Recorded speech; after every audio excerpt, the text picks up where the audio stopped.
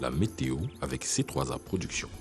Bonsoir à tous et à toutes. Le mois de juin s'achève donc cette nuit, mesdames et messieurs, sous un temps pluvieux.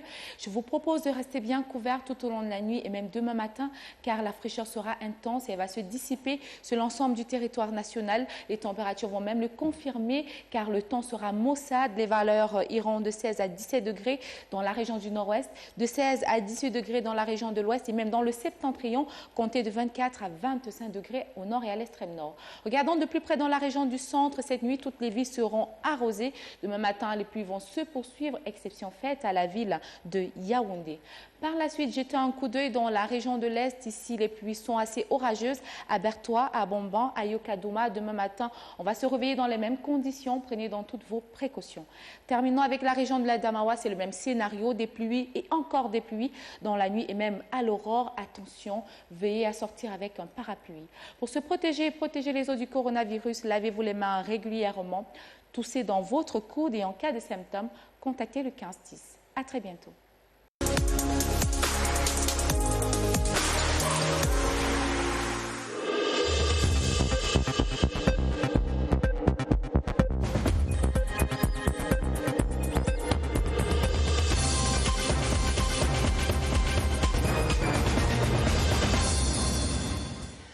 Mesdames, Messieurs, bonsoir. Voici les titres du journal.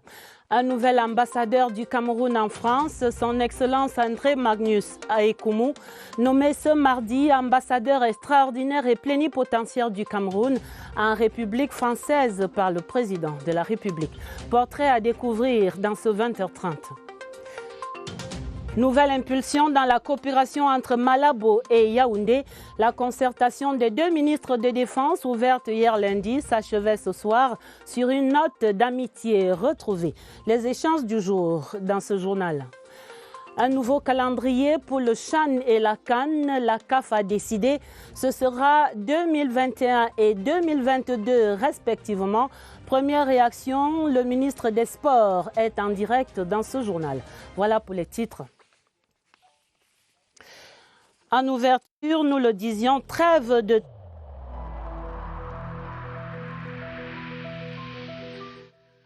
Le port du masque dans l'espace public restera obligatoire jusqu'à nouvel ordre.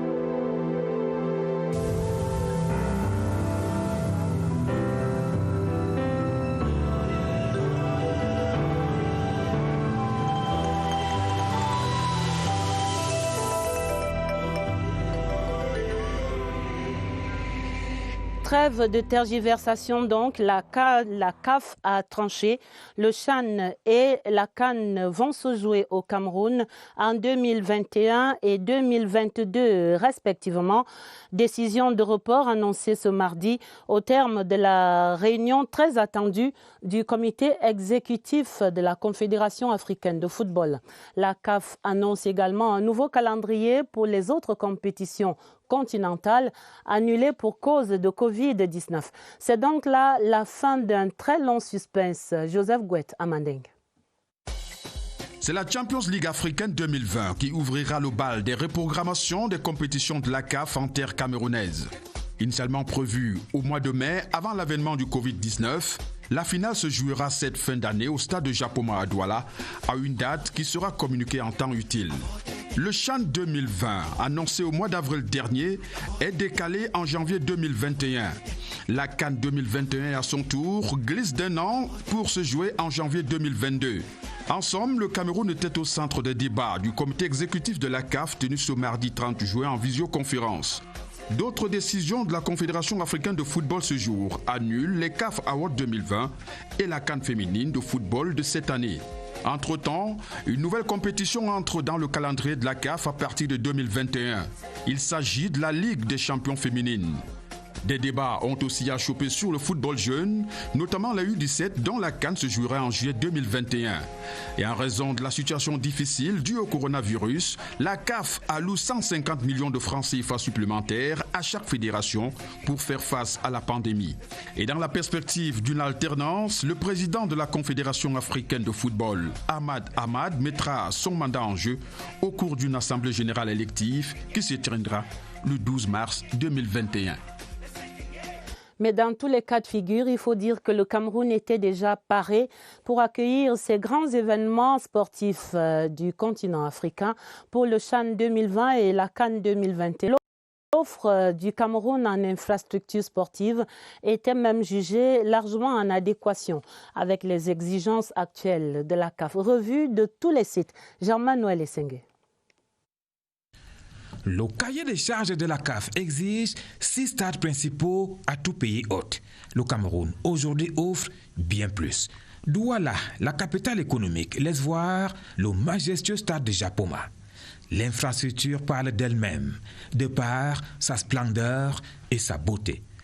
Elle reçoit même déjà des sollicitations de la part de la CAF avant le CHAN. Dans le même site, il y a le stade d'Ebé Panda, symbole de la réunification qui offre, aux yeux d'experts, l'une des meilleures pelouses d'Afrique. Garoua, qui était jusque-là un souci, vient de rendre sa copie. Le Room de Hadja Stadium affiche fière allure avec ses annexes, son hôtel 4 étoiles. À l'ouest, rien à dire. Le stade Kwekong est opérationnel depuis plusieurs années.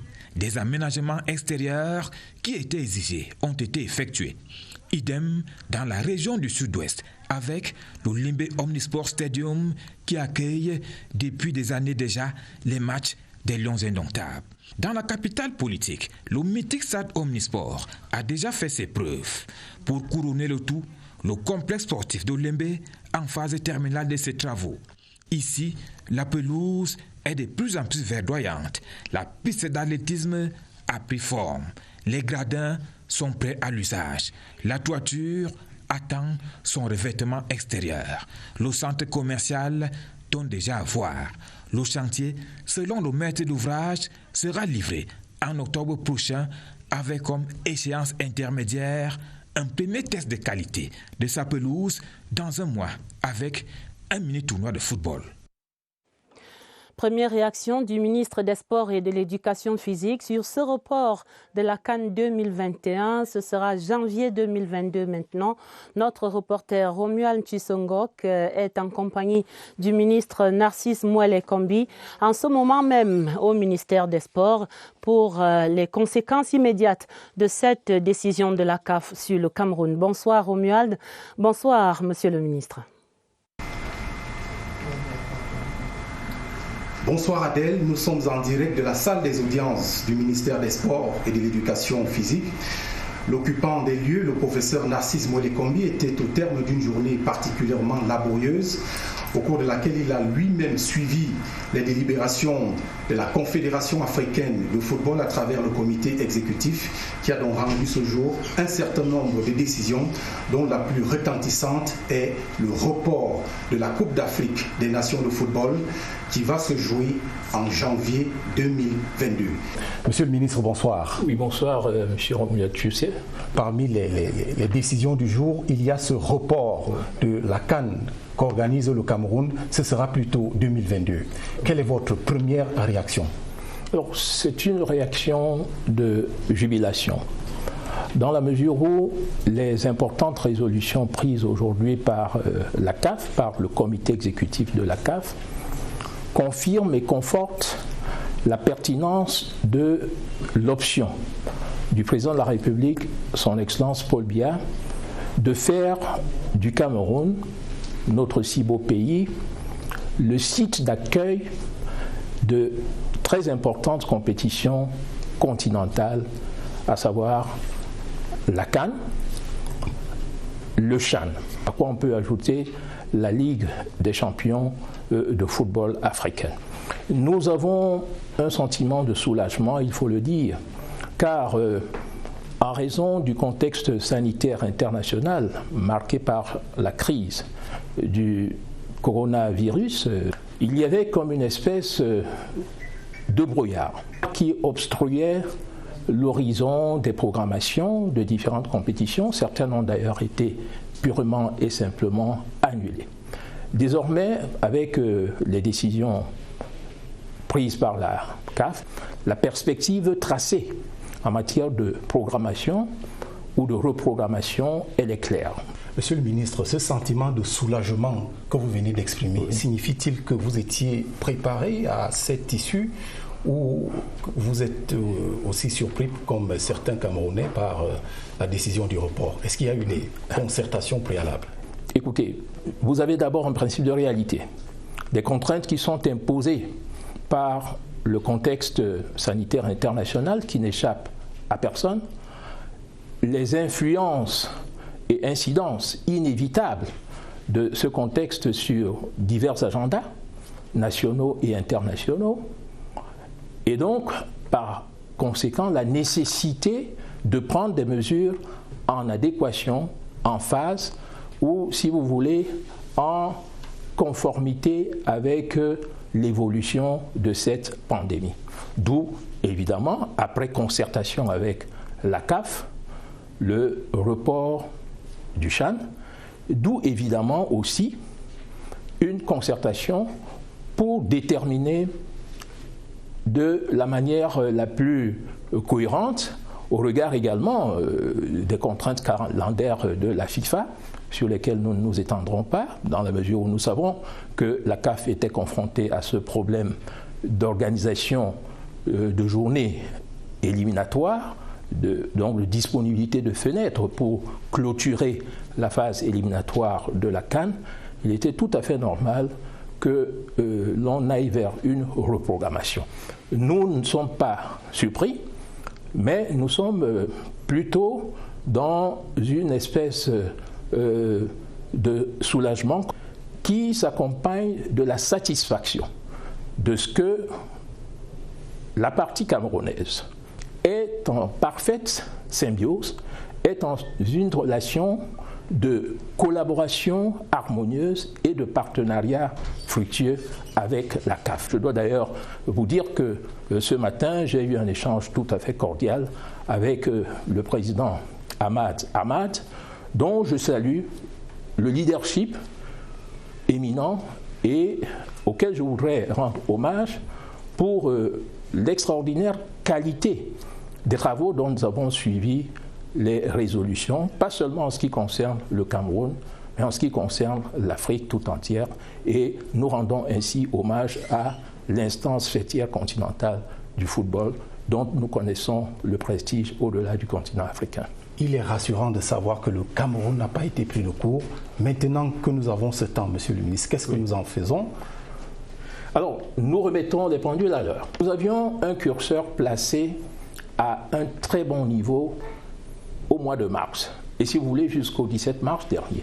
Nous étions à peine à 3 semaines de l'organisation du CHAN, et avec l'ensemble du comité d'organisation, et sous la coordination du Premier ministre, chef du gouvernement, Chief Dr Joseph Dione Gouté, président du COMIPCAN, et bien sûr, sous les très hautes prescriptions du président de la République, le Cameroun s'apprêtait à accueillir avec enthousiasme. Nous étions déjà prêts, nous étions quasiment prêts pour l'accueil du CHAN. Maintenant, s'agissant de la CAN, nous pouvons dire que nous avons, sur la presque totalité des sites, les travaux sont accélérés et sont à un bon niveau d'avancement. Sur le site de Douala avec ses 2 composantes et surtout le complexe sportif, le magnifique complexe sportif et futuriste de Japoma, à Limbe qui avait déjà accueilli la CAN féminine en 2016, à Bafoussam et à Garoua où les travaux se poursuivent, nous remettons résolument au travail pour faire mieux encore que ce qui aurait pu être fait en 2021, c'est-à-dire dans quelques mois. Faire plus encore et faire en sorte que la volonté du président de la République, son Excellence Paul Biya, qui est le grand architecte, le grand concepteur, le grand initiateur de cette émergence des infrastructures sportives, cette émergence sans précédent des infrastructures sportives futuristes au Cameroun, que sa volonté d'offrir à la jeunesse africaine de merveilleuses fêtes soit traduite dans la réalité, dans le concret et dans les faits. Professeur Narcisse Mouelekombi, je voudrais, sans autre forme de prolongation, vous remercier pour cette réaction spontanée aux 20h30. C'est moi qui vous remercie. Merci. Voilà donc, Adèle, ce qu'on peut retenir dans l'immédiat. Le Cameroun n'est pas surpris, mais le Cameroun était prêt. À vous, Baladeux. Merci Romuald. Monsieur le ministre Narcisse Mouele-Kombi, toutes nos excuses pour l'orthographe de votre nom écorché dans cet entretien de ce soir. Merci pour cette première lecture de la décision de la CAF ce mardi. Dans la suite du journal, je vous le disais en titre, le président de la République a signé ce mardi un décret portant nomination d'un ambassadeur. L'article premier, il est écrit « Monsieur Ekoumou André Magnus est à compter de la date de signature du présent décret nommé ambassadeur extraordinaire et plénipotentiaire de la République du Cameroun auprès de la République française. » Article deuxième, l'intéressé aura droit aux avantages de toute nature prévu par la réglementation en vigueur. Article 3e, le présent décret sera enregistré, publié suivant la procédure d'urgence, puis inséré au journal officiel en français et en anglais. C'est donc signé ce 30 juin 2020 à Yaoundé par le président de la République, son Excellence Paul Biya. Le nouvel ambassadeur extraordinaire et plénipotentiaire du Cameroun en France est un diplomate rompu au traitement des dossiers de cette coopération entre la France et le Cameroun depuis son bureau au secrétariat général de la présidence de la République où il était chargé de mission jusqu'à cette nomination de ce mardi. Première réaction de gratitude au chef de l'État et portrait de son Excellence André Magnus Ekoumou, c'est dans ce reportage de Yves-Marc Modzo. Voici le nouvel ambassadeur du Cameroun en France, son Excellence André Magnus Ekoumou. Il y a à peine 24 heures au Palais de l'Unité, celui qui était jusque-là chargé de mission à la présidence de la République prenait part à l'audience accordée par le ministre d'État, secrétaire général de la présidence, aux délégations conduites par les ministres camerounais et équato-guinéens de la Défense. Jamais séparé de son stylo, il écoute plus qu'il ne parle. Un trait de caractère sans doute, sculpté par son passé de séminariste. Mais à son retour à la maison ce soir, il devra néanmoins se défaire de la très grande réserve qui le caractérise.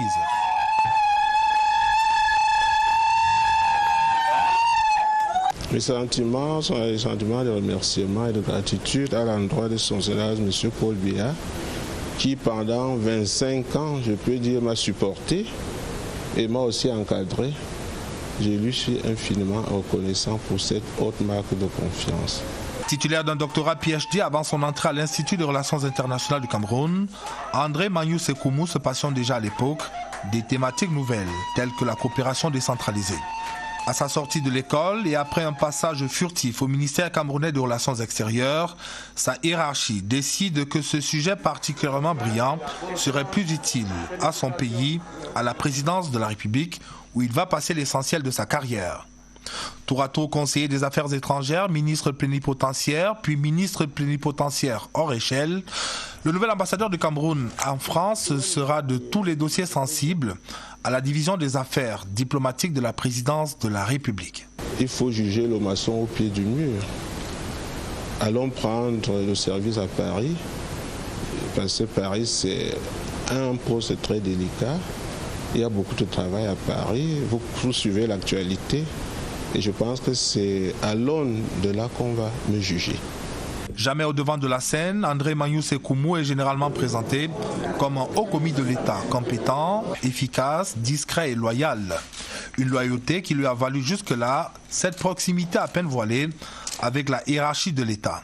Du haut de ces 3 décennies au sein de l'appareil diplomatique de notre pays, il s'apprête à affronter un nouveau challenge à la porte d'Auteuil, dans le 16e arrondissement de Paris, où il va prendre les rênes d'une des plus importantes représentations du Cameroun à l'étranger, du fait notamment de la nature privilégiée des relations entre Paris et Yaoundé. À Paris, son Excellence André Magnus Ekoumou, qui est âgé de 63 ans, va succéder à Alfred Nguini, qui aura passé à peine 16 mois. Et pour bon nombre d'observateurs, le nouvel ambassadeur du Cameroun en France présente, par son tempérament et ses états de service, le profil idéal pour prendre les rênes d'une représentation diplomatique au sein de laquelle de nombreux sons discordants ont été entendus ces derniers mois.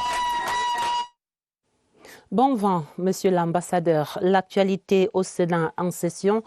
La Chambre haute du Parlement qui recevait 2 nouveaux textes ce mardi. Il s'agit des modifications apportées au projet de loi relatif à la liberté d'association et du texte qui va régir les associations artistiques et culturelles au Cameroun. Les sénateurs qui ont également reçu le projet de loi régissant l'activité statistique du Cameroun et celui qui porte ratification de l'ordonnance modifiant et complétant certaines dispositions de la loi de finances 2020. Mathieu Kemgo. Dès l'ouverture de cette plénière, le président du Sénat, Marcel Nyandifendi, a communiqué les 2 projets de loi reçus du président de la République. D'abord, celui modifiant et complétant certaines dispositions de la loi numéro 90/053 du 19 décembre 1990 relative à la liberté d'association. Ce texte donne aux associations artistiques et culturelles un mode de gestion dont l'objectif est la meilleure exploitation du potentiel du secteur des arts et de la culture au Cameroun. Ensuite, le projet de loi régissant les associations artistiques et culturelles au Cameroun. Il permet aux dites associations d'être mieux encadrées sous le couvert d'un agrément délivré par le ministère des Arts et de la Culture. Ces textes ont été jugés recevables à la conférence des présidents. Cette instance a également reçu 2 projets de loi déjà adoptés à l'Assemblée nationale. Le projet de loi régissant l'activité statistique au Cameroun, défendu par le ministre de l'Économie, de la Planification et de l'Aménagement du Territoire, est confié à la Commission des Affaires économiques, et le projet de loi portant ratification de l'ordonnance du 3 juin 2020, modifiant et complétant certaines dispositions de la loi de finances 2020. Ce dernier texte a été défendu par le ministre des Finances, Louis-Paul Motazé, au sein de la Commission des Finances et du Budget que préside Élie Victor Essomba Tchungi. Les sénateurs membres de la Commission ont mieux compris les raisons de la diminution du budget de l'État et l'importance accordée à la lutte contre le Covid-19. À l'Assemblée nationale, il y avait une double activité ce mardi. D'abord, la tenue du 22e forum d'échange avec la Chambre des comptes de la Cour suprême, rencontre consacrée à l'amélioration des conditions de travail, du contrôle des finances et d'évaluation des politiques publiques. Puis, il y a eu la célébration de la journée de la femme parlementaire pour la paix. Synthèse de cette activité double avec Clarisse Tang. Cette journée était consacrée à l'action parlementaire pour la paix. Il faut rappeler d'emblée que la paix occupe une place de choix dans les sociétés humaines. Avant toute chose, le président Théodore Dato, qui représentait à ce forum le très honorable Kavaï Yegedibril, chef de chambre, invitera les participants à observer une minute de silence en la mémoire de ceux qui ont perdu la vie du fait du Covid-19 ou des violences terroristes. L'occasion était idoine pour inviter à la paix. Est pour nous, élus du monde, un moment privilégié pour magnifier les vertus de la paix. Elle est aussi un espace idoine pour qu'ensemble nous réfléchissions sur les voies et moyens de préserver la paix ou d'aider à la rétablir là où elle est perturbée. Paix, solidarité, équité, vivre ensemble, des valeurs fondamentales régulièrement rappelées par le chef de l'État. Les parlementaires se servent en cela d'un outil efficace, le plaidoyer qui trouve au Cameroun un terrain fertile. C'est pour ça que j'ai interpellé donc mes collègues, qu'ensemble que nous nous unissons pour accompagner cette action de paix à travers le pays et à travers le monde. Sans la paix, il n'y a pas de développement, il n'y a pas de progrès.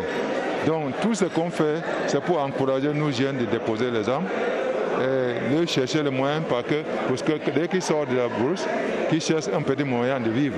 Face à la pandémie du coronavirus, l'ordre mondial est fortement perturbé. Les pays de la planète sont interpellés et doivent impérativement emprunter la voie du multilatéralisme. Dans la salle des commissions attenantes à l'hémicycle de l'Assemblée nationale, la Chambre des comptes de la Cour suprême et la Commission des finances et du budget revisitaient le contrôle des finances publiques à la lumière du Code de transparence et de bonne gouvernance dans la gestion des finances publiques et du régime financier de l'État et des autres entités publiques. Nous avons parlé de la décentralisation, un sujet important, un sujet d'actualité. La Chambre de comptes, qui normalement est chargée du contrôle juridictionnel de ces comptes, nous a donc présenter le rôle qu'il joue et surtout les problèmes qui se posent pour le contrôle de ces comptes. Les jours à venir s'annoncent tout aussi studieux à l'Assemblée nationale.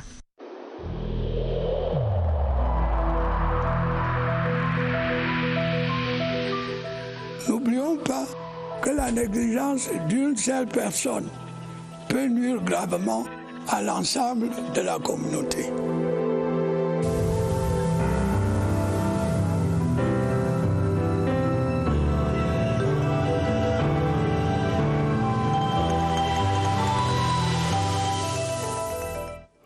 Et pour faire le point de la riposte nationale contre cette terrible pandémie, nous allons à présent au centre des opérations d'urgence de santé publique où se tient déjà en attente notre correspondant sur place.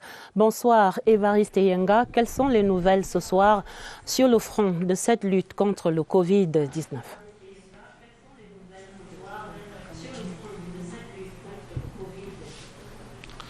Bonsoir Adèle, une nouvelle, une seule, c'est celle de la localisation du pic. L'orateur du point de presse de ce soir, le docteur Etoun Dimbala, s'y est attardé pour apporter un certain nombre d'éclairages. Notamment, il est noté que c'est une phase de plateau. On va rester donc perché sur ce pic ce soir pour le comprendre davantage. L'expertise convoquée est celle du docteur Anya Amvela Priscilla que je reçois ce soir. Bonsoir docteur. Bonsoir. Vous êtes chef section opération adjoint ici au COUSP. Dites, on a annoncé le pic dans l'intervalle calendaire du 10 au 15 juin, puis on a perdu de vue ce pic. Qu'est-ce qui s'est passé? Où est passé le pic? Merci pour la question. Effectivement, les récentes modélisations, c'est-à-dire les prévisions de l'évolution de l'épidémie, annonçait le pic pour la période de mi-juin. Nous ne pouvons pas dire que nous sommes passés à côté du pic ou que nous l'avons perdu de vue. Ce pic, nous l'avons connu et nous sommes actuellement à une phase de plateau de l'épidémie, c'est-à-dire une stagnation du nombre de cas. On a l'impression qu'il y a évolution de ces cas. C'est toujours le plateau? Exactement. Pour l'instant, on a évolution du nombre de cas, mais ça reste sur un plateau. Donc, c'est une stagnation du nombre de cas. Le plateau, c'est avant d'amorcer la phase descendante. Dites, à partir de demain, à quelle forme de la courbe de l'évolution de la pandémie faut-il s'attendre? Effectivement, comme nous le disions, nous sommes à une phase de plateau. Et il faut dire que pour l'instant, il n'y a aucune amorce de décroissance ou de croissance de la courbe. Mais avec la réouverture des écoles et des universités, on pourrait éventuellement s'attendre à une augmentation du nombre de cas, comme c'est le cas dans d'autres pays, d'où l'intérêt d'intensifier la sensibilisation autour de la COVID-19. On imagine bien, docteur, que cela pourrait nous amener à se retrouver face à des situations en dents de scie au moment d'amorcer la descente. Effectivement, donc c'est l'intérêt d'intensifier la sensibilisation, je le disais tantôt, et cette sensibilisation essentiellement axée autour des mesures barrières que nous connaissons tous. C'est le lavage des mains avec de l'eau propre et du savon, c'est le port du masque obligatoire, c'est le respect de la distanciation sociale, entre autres. Et voilà qui nous renvoie à la phase préventive. Adèle, voilà l'essentiel des nouvelles que nous avons rassemblées pour vous. L'invité de ce soir, c'était le docteur Anya Amvela Priscilla. Merci d'avoir répondu à notre invitation. À vous le plateau.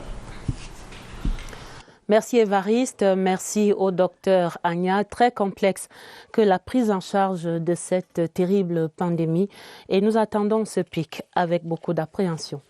Le Cameroun et la Guinée équatoriale résolument engagés sur le sentier de la mutualisation de toutes les actions favorables à la paix, à la sécurité et à l'épanouissement de leurs deux peuples.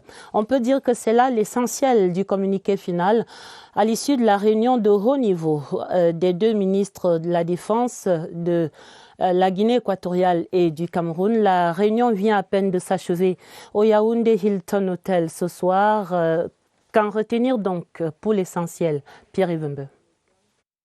Les travaux de la réunion de haut niveau des ministres de la Défense du Cameroun et de la Guinée équatoriale se sont ouverts par une annonce forte, la suspension des travaux de construction de la fortification qui empiétait sur le territoire camerounais à la frontière. Cet acte du président équato-guinéen montre à suffisance qu'il est en phase avec l'option de diplomatie et de dialogue fraternel engagée par le chef d'État camerounais Paul Biya pour préserver une coopération bilatérale cordiale. Le ministre Joseph Betty Assomo et son homologue Leandro Bakal Nkogo ont salué le travail exécuté par les chefs d'état-major des deux États qui ont examiné avec une attention appuyée les propositions élaborées la veille par les experts. Le communiqué final est un ensemble d'engagements des deux pays frères et amis à renforcer la coopération dans le secteur de la défense pour combattre les ennemis communs et permettre aux deux peuples de vivre dans la paix et la sécurité. Nous n'avons pas attendu la présente réunion ni la signature de cet instrument pour coopérer dans le domaine de la sécurité et de la défense. Nous sommes déterminés à poursuivre cette coopération et espérons que la signature de cet accord dans le domaine de la défense nous permettra de diversifier nos échanges dans des domaines encore inexplorés et dont le potentiel est très important. C'est une visite de travail fructueuse qui s'achève tout en ouvrant de nombreuses perspectives dans le sens de la mutualisation des efforts pour la sécurité et l'intégrité territoriale des deux États et à consolider leurs relations historiques. En marge de ces débats du Yaoundé Hilton Hotel, il faut dire que la délégation équato-guinéenne a multiplié les contacts de haut niveau après les échanges hier lundi avec le ministre d'État, secrétaire général de la présidence de la République, Ferdinand Ngongo. La délégation équato-guinéenne était reçue ce mardi par le ministre des Relations extérieures, son Excellence le jeune Mbela Mbela, une délégation conduite par Balthazar Ngonga Edjo, le ministre d'État équato-guinéen chargé de l'intégration régionale. Le compte-rendu de cette audience, William Badier. Au ministère des Relations extérieures, une importante délégation équato-guinéenne conduite par Balthazar Ngonga Edjo, ministre d'État, ministre de l'intégration régionale, était reçue par le ministre Mbela Mbela et le ministre délégué chargé de la coopération avec le Commonwealth, Félix Mbayou. En 1h30 d'échange, plusieurs sujets d'intérêt commun au Cameroun et à la République de Guinée équatoriale ont été revisités. Mon frère, le ministre des Affaires étrangères du Cameroun, m'a reçu pour échanger, pour avoir les idées dans le cadre de nos relations bilatérales, ainsi que les affaires en cours que nous avons en commun. Donc on a traité, on a fait un tour d'horizon de tous ces aspects-là, on a parlé longuement. Au-delà de ce tour d'horizon sur la relation bilatérale entre les deux pays, le ministre d'État, ministre de l'intégration régionale Balthazar Ngonga Edjo, a annoncé les travaux d'une commission mixte qui serviront à mieux clarifier la situation qui prévaut actuellement à la frontière de nos deux pays. Au niveau de la situation de la frontière, vous savez qu'il y a les ministres chargés de la défense, ils sont en train de faire une étude pour un contrôle conjoint au niveau de la frontière. Avec le ministre des Affaires étrangères, dans un proche avenir, on va s'organiser une commission mixte pour évaluer, disons, les accords qu'on avait signés auparavant et voir la situation d'actualité, comment on peut clarifier certaines situations. Visiblement très satisfait des échanges de ce mardi avec le ministre Mbela Mbela, Balthazar Ngonga Edjo a quitté le ministère des Relations extérieures dans un climat de convivialité. Et on le voit depuis hier lundi ici à Yaoundé, le dialogue est de retour entre Malabo et la capitale camerounaise. D'ailleurs, pouvait-il en être autrement entre ces deux pays qui ont tant en commun des enjeux sécuritaires, certes, mais aussi l'urgence de la construction d'un espace économique intégré et émergent. Et ces enjeux pourraient bien suffire pour faire taire toutes les querelles de clochers. Marie-Laurence Senke. La communauté de destin entre le Cameroun et la Guinée équatoriale est une construction en dynamique. L'histoire offre plusieurs occurrences où Yaoundé et Malabo ont usé de la concertation pour venir à bout des nuages dans le ciel de leur coopération bilatérale. Les répressions négatives de la crise sanitaire liée à la pandémie du coronavirus ont démontré le besoin pour les deux pays de renforcer leur interdépendance. La Guinée équatoriale a identifié comme son plus grand marché immédiat le Cameroun. Et donc, cette diversification économique dans laquelle s'engage la Guinée équatoriale et qui fait suite au choc pétrolier de 2015 et à l'impact du coronavirus, fait en sorte que ce pays a plus intérêt à coopérer dans la quiétude avec le Cameroun. Et c'est ce qui peut justifier aujourd'hui la présence aux assises actuelles de Yaoundé du ministre d'État chargé de l'intégration régionale Ngonga Baltazar. Il a signé avec le ministre de l'économie, de la planification et de l'aménagement du territoire un accord en vue de la construction d'un corridor devant dynamiser la seconde frontière qui se trouve du côté de Campo.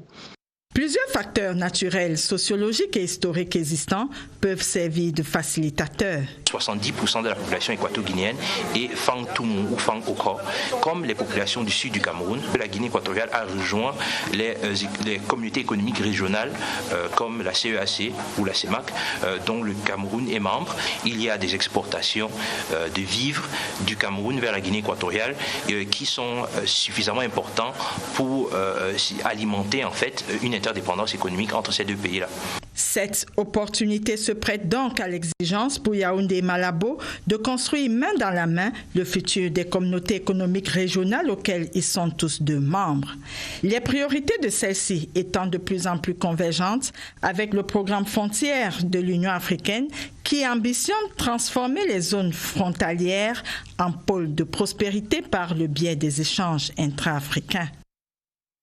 Et on ne saurait refermer ce dossier Cameroun-Guinée équatoriale sans apprécier la sagacité des deux chefs d'État, Paul Biya et Teodoro Obiangema Mbazogo, initiateurs de cette concertation de Yaoundé.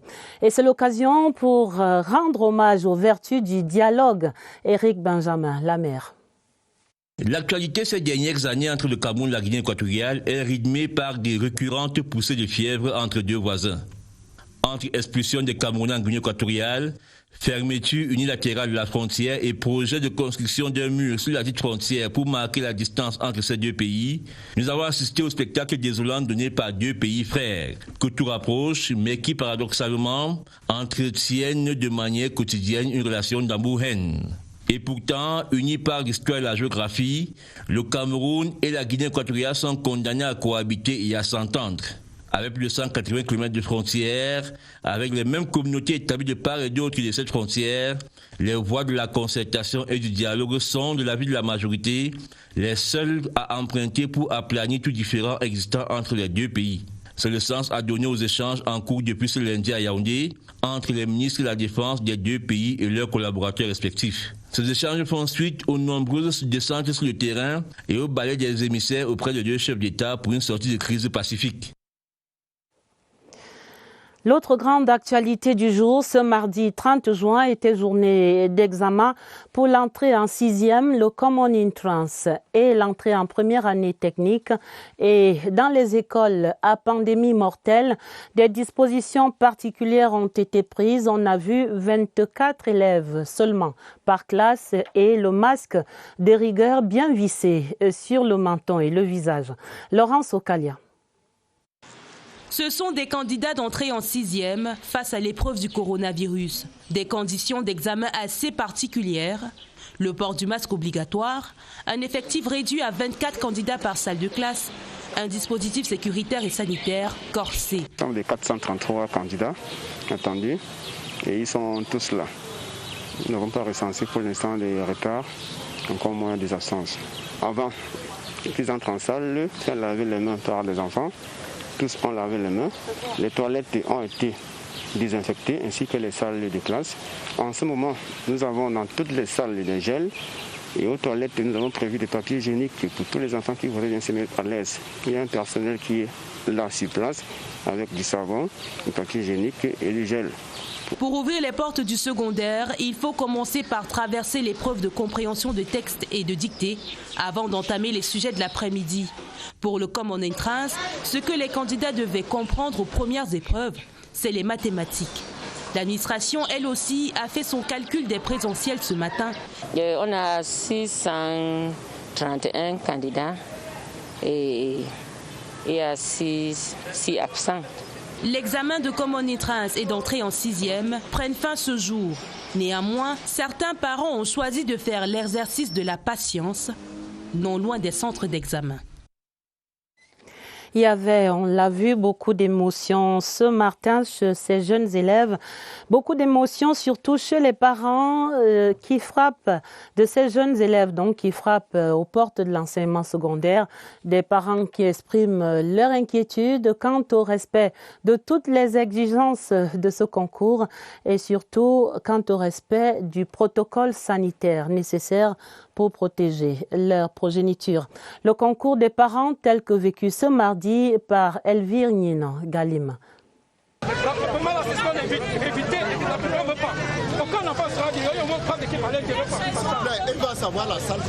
C'est ici que leurs chemins se séparent, habitués à les accompagner jusque dans les salles d'examen. Mais ce matin, il est difficile pour les parents d'élèves d'aborder le masque de la patience. Vous parents, vous faites votre travail à la maison. L'enfant doit composer à côté ça avant. Ça parce que vous savez que c'est sa première fois de faire le concours. Donc, on a besoin d'aller accompagner nos enfants dans les salles de classe et voir comment ils sont assis. Donc, c'est ça qui nous stresse un peu. Mais bon, ils sont grands et on peut accepter ça comme ça. C'est également une épreuve pour les parents. Certains la traversent avec beaucoup de calme pour mieux ménager leurs enfants. Avant de quitter la maison, nous avons prié avec l'enfant, moi et sa maman, pour la mettre en confiance. Je l'accompagne pour qu'elle soit sereine, pour qu'elle ne se sente pas frustrée. Il faut avoir peur de rien, c'est pour ça que je sors pour venir l'accompagner. Donc je prends toutes les dispositions parce que c'est encore des tout petits.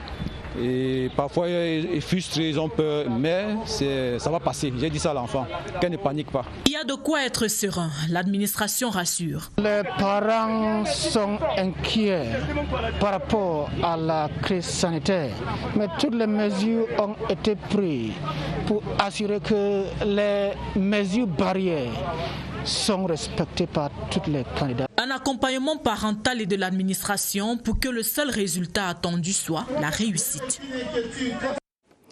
Les parents et les enfants sur le pied de guerre ce mardi, l'examen est achevé, mais le gouvernement l'était également. Et pour s'assurer du bon déroulement de ces premiers examens officiels, le ministre des Enseignements secondaires a fait le tour de quelques établissements scolaires ce mardi à travers la région du centre. Une évaluation des conditions de composition, mais aussi des conditions sanitaires et infrastructurelles. Sur les pas de Madame le ministre Marlise Noambarga à Lycée technique de Mbankomo ce mardi matin, pas l'ombre d'un élève dans la cour de l'établissement. Ils sont tous dans les salles de classe pour affronter les premières épreuves du concours d'entrée en première année technique. Même constat tout à côté au lycée bilingue de la même localité pour les candidats au concours d'entrée en 6e. Tout se déroule dans le calme et la sérénité. L'organisation se déroule normalement. Les enseignants sont présents, les candidats également sont présents. Le taux d'absence est quasiment nul. Nos élèves, nos enfants participent pleinement à cet examen. La caravane du ministre des Enseignements secondaires se rend également dans les centres d'examen du lycée de Mbalkom, lycée de Biémassi, lycée de Nkoleton ici à Yaoundé. Cette descente permet donc aux patrons des enseignements secondaires de jeter un regard sur l'entretien des infrastructures, la disponibilité de certains services importants comme l'infirmerie et le respect des mesures barrières. Les enfants qui se sont présentés à nos centres d'examen portaient déjà des masques et se sont inclinés aux mesures sanitaires dans l'enceinte des établissements. 30 jours après la rentrée scolaire particulière du 1er juin dernier, c'est l'évaluation avec les premiers examens du ressort du ministère des Enseignements secondaires. Ils sont donc plus de 258 000 candidats pour le concours d'entrée en 6e et première année technique session 2020 au Cameroun. Allons dans la région du Nord-Ouest à Bamenda pour vivre l'ambiance de ces examens des concours d'entrée en 6e et du Common Entrance Examination. Les élèves des sous-systèmes anglophones et francophones ont entamé les épreuves ce matin sous l'œil vigilant du délégué régional des enseignements secondaires. Les constats tels que dressés de cette tournée avec Emmanuel Koloko de CRTV Nord-Ouest. Le Common Entrance Examination a démarré dans les règles au centre de DS Bamenda Upstation. Ici, 190 élèves sont présents sur les 193 attendus. Le secrétariat veille au respect des consignes édictées par le ministère de l'Éducation de base. Dans les autres centres de la ville de Bamenda, les surveillances sont strictes et les élèves penchés sur leur avenir. Pour le concours d'entrée en 6e organisé par le ministère des Enseignements secondaires, 5 centres sont ouverts dans la Mézam. Le délégué régional est descendu sur le terrain pour veiller à la bonne marche des évaluations. Avant 7 jours, on avait les mesures que Madame la ministre avait mises en place avec le gouvernement. Et toutes ces mesures ont donné les résultats qu'on a maintenant. Le matériel et les épreuves, il n'y a pas de problème à ce niveau-là. Même au niveau du Covid. Le Common Entrance Examination et le concours d'entrée en 6e qui donne accès au cycle secondaire se sont déroulés dans le respect des mesures barrières au Covid-19 à Bamenda. Dans le sud-ouest voisin, ce sont quelques 12 000 candidats qui frappent aux portes du secondaire. Les épreuves des concours d'entrée en 6e et du Common Entrance Examination se sont déroulées sans anicroche, comme le confirme Roger Samakiporo à Boya. Au centre de l'école publique francophone de Boya, ils sont 358 candidats qui ont répondu à l'appel de ce mardi 30 juin 2020. Les épreuves du concours d'entrée en 6e se déroulent dans le calme selon les responsables. Le centre spécial de RIP Boulou compte 2 candidats malvoyants. On a fait la dictée, on est sur mathématiques. Les questions sont abordables. Les épreuves se déroulent également en toute sérénité à l'école publique de Bondouma, un site qui abrite 5 sous-centres du Common Entrance Examination. On a 3 instances et tous les candidats sont présents. Il y a 2 candidats qui sont tombés malades, mais il est cuit. Du côté du lycée bilingue de Moliko, une seule absence est à signaler sur les 29 candidats inscrits au concours d'entrée en 6e cette année. Les mesures gouvernementales contre le Covid-19 sont respectées dans les différents centres et les forces de sécurité veillent au grain. Voici la suite de notre feuilleton au 20h30, cette semaine consacrée à l'absentéisme qui fait son lit progressivement dans les administrations sous le prétexte de la pandémie du coronavirus. Sidoine Monkam, notre reporter, rappelle ce soir que des textes existent pourtant pour régir ces questions d'assiduité et de ponctualité au travail. Sidoine ? L'excuse de l'abandon de postes est désormais toute trouvée dans les administrations publiques. La survenue de l'infection au coronavirus est utilisée comme prétexte. Ces cas d'indiscipline des agents publics de l'État sont préjudiciables au rendement et à la performance du service. Heureusement, les textes sont clairs. Les agents publics sont astreints à un certain nombre d'obligations de se consacrer à leur service.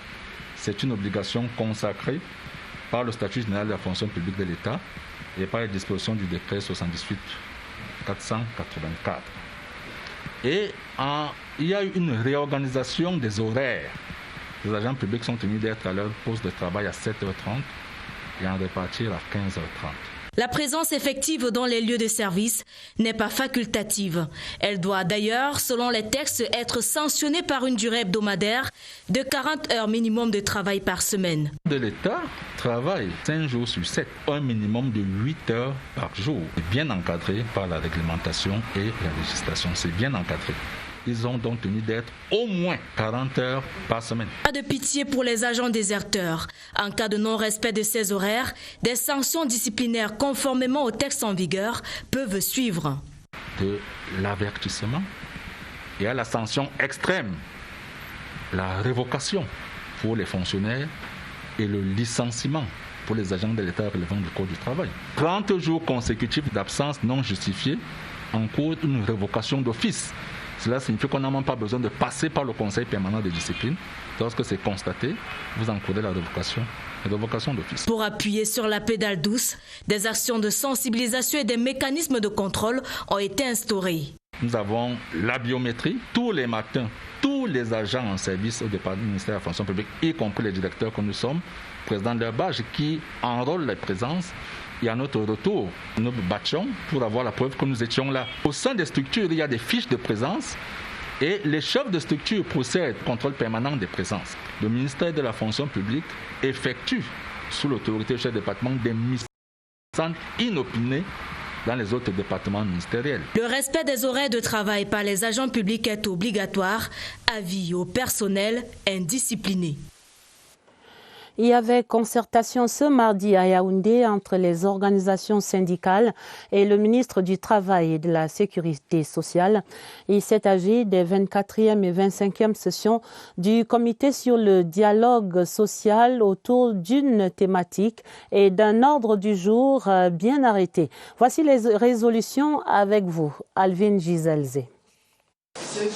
C'est la toute première concertation de l'année entre le mouvement syndical et la tutelle. Contexte sanitaire dû à la pandémie de la Covid-19 oblige. Les réflexions étaient axées sur l'engagement du Cameroun à promouvoir les libertés publiques et la liberté syndicale. Nos échanges vont nous conduire à mener des réflexions sur la problématique, sur le cadre juridique des manifestations sociales. Ensuite, l'impact du dialogue social sur la promotion du développement local. Pour les représentants des syndicats, le Cameroun n'avance peut-être pas à pas de géant dans son processus sur la liberté syndicale et le dialogue social. Si vous voulez qu'on vous donne par exemple le taux d'avancement des problèmes soulevés par les travailleurs, nous pouvons dire aujourd'hui que nous sommes à 20%. Il nous reste 80% qu'il faut rattraper. Les syndicalistes ont désormais un espace propice à la réflexion. Le bureau du greffe des syndicats a été officiellement inauguré au terme des travaux en salle. Un cadeau du ministère du Travail et de la Sécurité sociale. Je suis une syndicaliste heureuse. Nous avons désormais un cadre agréable pour que les syndicats ne se sentent plus toujours lésés. Tout est mis en œuvre pour que le dialogue social porte les fruits escomptés. Le Comité national de lutte contre le cancer a désormais son plan stratégique national de prévention et de lutte contre cette maladie. Le document présenté ce mardi au ministère de la Santé publique va définir les mesures de prévention et de lutte contre le cancer ainsi que les différents axes stratégiques de prévention et d'intervention. Joël Igor Abanda. Au Cameroun, plus de 15 000 nouveaux cas de cancer sont diagnostiqués chaque année. La mortalité, quant à elle, est élevée à 10 533 décès par an. Les femmes sont les plus affectées, avec 9 335 nouveaux cas chaque année. Le plan stratégique national de prévention et de lutte contre le cancer, présenté ce mardi 30 juin 2020, va donc permettre au Comité national de lutte contre le cancer de mieux lutter contre la maladie. Nous-mêmes, nous ne pouvons rien. Mais quand il y a déjà un plan qui est pour nous faire vivre ce que nous avons comme maladie, je crois que pour nous, c'est une très bonne chose. Le Comité national de lutte contre le cancer veut donc rendre, d'ici 2035, la prise en charge holistique et optimale des cancers une réalité au Cameroun. Et la réalisation débutera avec la mise en œuvre de ce plan stratégique qui est évalué à plus de 50 milliards de francs CFA. Un plan qui s'inscrit en droite ligne des engagements tant nationaux qu'internationaux pris jusqu'ici. Nous avons compris pourquoi on a le cancer, dont nous devons nous battre pour réduire les risques qui font apparaître le cancer. Le Comité national de lutte contre le cancer veut, à travers ce plan stratégique national de prévention et de lutte contre le cancer, réduire de 10% la morbidité et la mortalité due au cancer au Cameroun d'ici 2024 et augmenter de 25% d'ici à 2024 les interventions de prévention primaire à travers la communication pour le changement des comportements en faveur de la lutte contre le cancer. Ils ont passé hier leur première nuit au chaud dans leur nouveau centre d'apprentissage après leur transfert. Hier lundi, cette première vague de 40 jeunes enfants de la rue, puisqu'il s'agit de ce groupe-là, ils ont été transférés donc hier à l'institution camerounaise de l'enfance de Bétamba. Après ce transfert, place maintenant ce mardi à l'évaluation. Évaluation de cette opération de 3 mois maintenant, opération de suivi et d'observation des enfants de la rue lancée par le ministère des Affaires sociales. Et ce mardi, Madame Pauline Irène Guéné et ses collaborateurs dressaient le bilan de ces 3 premiers mois. Et voici ce bilan dans un extrait sélectionné par Yvonne Gaël.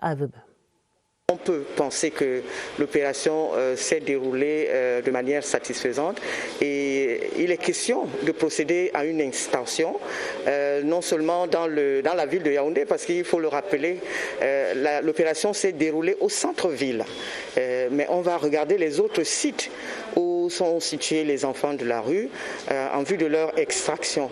C'est un phénomène assez complexe. On n'a pas la prétention de l'éradiquer complètement. Il est vrai, c'est un idéal, mais on souhaite véritablement l'atténuer, le réduire autant que faire se peut. Donc nous sommes engagés, nous allons avancer. Une nouvelle impulsion à la CRTV pour maintenir le cap sur la performance et pour accélérer les nécessaires mutations technologiques. La mission de nouveaux gradés, directeurs et chefs de service, ils étaient installés ce mardi ici au centre de production de Mbala 2 et à travers les régions au cours d'une cérémonie présidée par le directeur général Charles Ndongo en mode visioconférence. Le reportage de Daniel Monanga.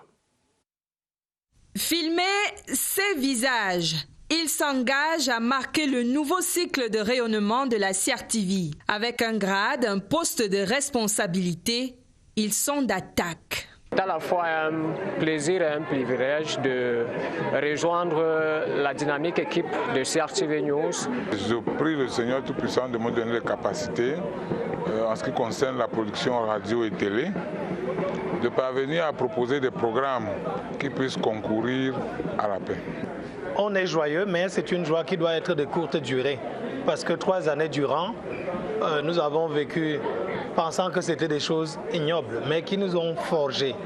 Et maintenant, la hiérarchie a reconnu cela et nous donne plutôt la possibilité d'être dans une position où il faut absolument être plus performant. Si la jeunesse, l'expérience, l'ardeur au travail sont leurs arguments, se maintenir ne sera pas aisé avec l'environnement médiatique, sociopolitique et les restrictions.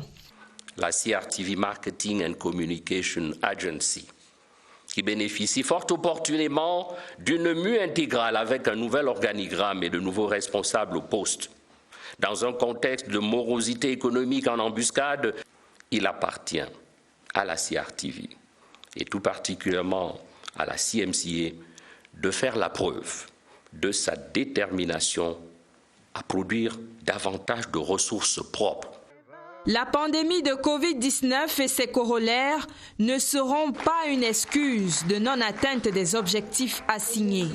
Le top management lance le défi à travers cette téléinstallation. La Société de presse et d'édition du Cameroun tenait ce mardi une session extraordinaire de son conseil d'administration. Principale résolution, la SOPECAM va baisser son budget de 10%. Voici les explications du président de ce conseil d'administration, le ministre Joseph Lé, interviewé ici par Sado Mamoudou. C'est un réajustement qui est réaliste. Maintenant, comme vous le savez, le budget, c'est des prévisions. Il va falloir travailler davantage pour que nous puissions atteindre les objectifs qu'on s'est fixés. Il y a un certain nombre de petites choses à voir ou à revoir parce que justement nous avons besoin d'un nouvel organigramme. Comme vous le savez, ça fait pratiquement 4 années que le SOPECAM a été doté d'un nouveau statut. Il est bon que l'organisation même de la maison, de l'entité, s'adapte à ce nouveau statut, à cette nouvelle donne. Avant de refermer ce 20h30, je signale ces 3 télégrammes officiels de félicitations du président de la République, son Excellence Paul Biya. Le premier est adressé à son homologue Félix Antoine Tshisekedi Tshilombo, le président de la République démocratique du Congo. C'est à la suite de la célébration de la fête nationale de ce pays ami, ce 30 juin.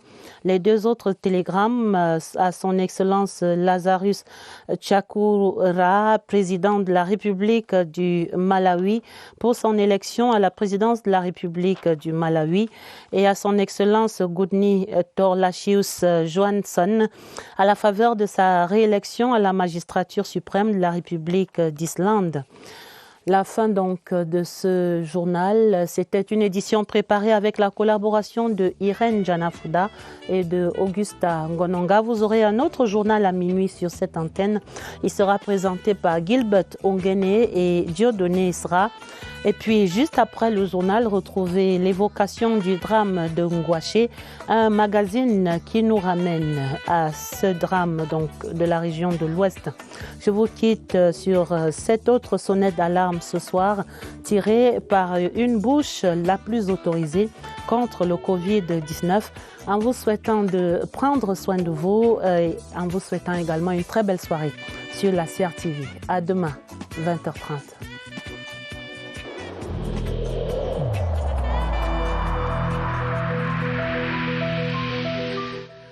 Il est essentiel que les mesures qui ont été indiquées soient absolument respectées par chacun de nous. Lavez-vous régulièrement les mains à l'eau et au savon ou à l'aide d'un gel hydroalcoolique. Restez à au moins 1 mètre de distance des autres personnes, surtout si elles toussent, éternuent ou ont de la fièvre. Si vous avez de la fièvre, de la toux ou des difficultés à respirer, consultez un médecin.